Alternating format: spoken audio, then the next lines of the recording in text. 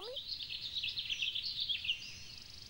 এ নাও নাও নাও নাও, আ করো, আ কর, এর মধ্যে হয়ে গেল না? খাও। সাহেব সব সময় এরকম করে বায়না করুন, এভাবে পারা যায় না। আমি রেগে যাবো কিন্তু এবার। সাহেব প্লিজ।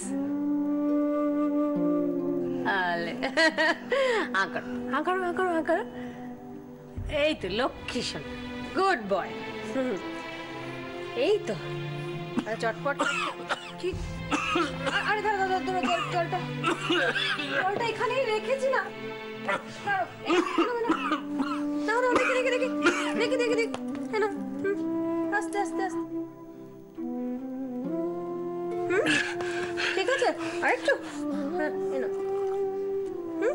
ঠিক আছে, ঠিক একদম। হ্যাঁ, জল খাবে?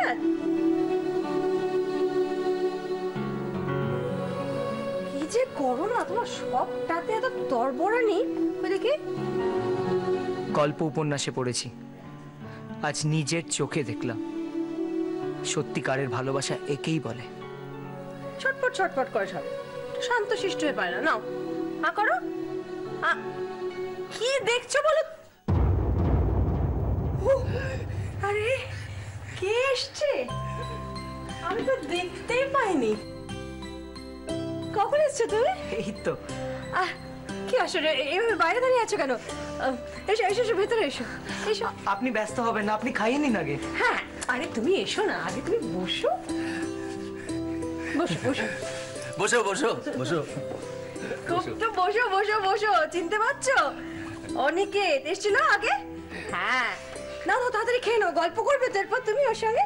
না চটপট।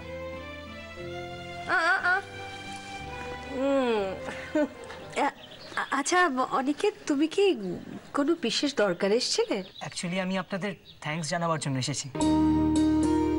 আপনাদের উপর যে আর্টিকেলটা আমি লিখেছিলাম তার জন্য আমাকে লোকে অনেক প্রশংসা করেছে। ওনার মতন একজন মানুষকে যে আমি পুরোপুরি হারিয়ে যাওয়ার থেকে কিছুটা হলেও মানুষজনের কাছে আনতে পেরেছি, তার জন্য লোকে আমাকে অনেক থ্যাঙ্কস জানিয়েছে। বাহ, খুব ভালো, এটা তো খুবই ভালো কথা। ইনফ্যাক্ট তোমার লেখাটা আমি পড়েছি, আমার ভালো লেগেছে। খুব সুন্দর করে লিখেছো তুমি, খুব সুন্দর করে ওর জীবনটা তুলে ধরেছো।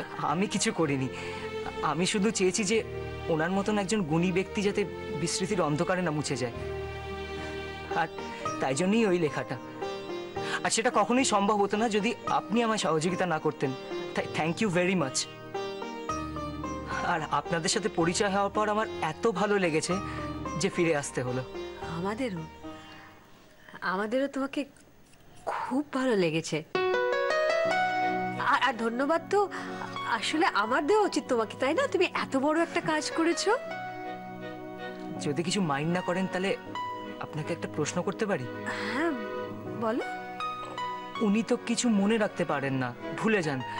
ওনার বাড়ির ঠিকানা, বাড়ির লোকজন কাউকে তো মনে নেই, তাহলে আপনাকে আমাকে কি করে মনে রেখেছে? হ্যাঁ মানে অনিকেত সাহেব অনেক কিছুই ভুলে গেছে, কারণ ও সেগুলো ভুলে যেতে চেয়েছে। ওর নাম, পরিচয়, বাড়ির ঠিকানা, আরো আরো অনেক কিছু।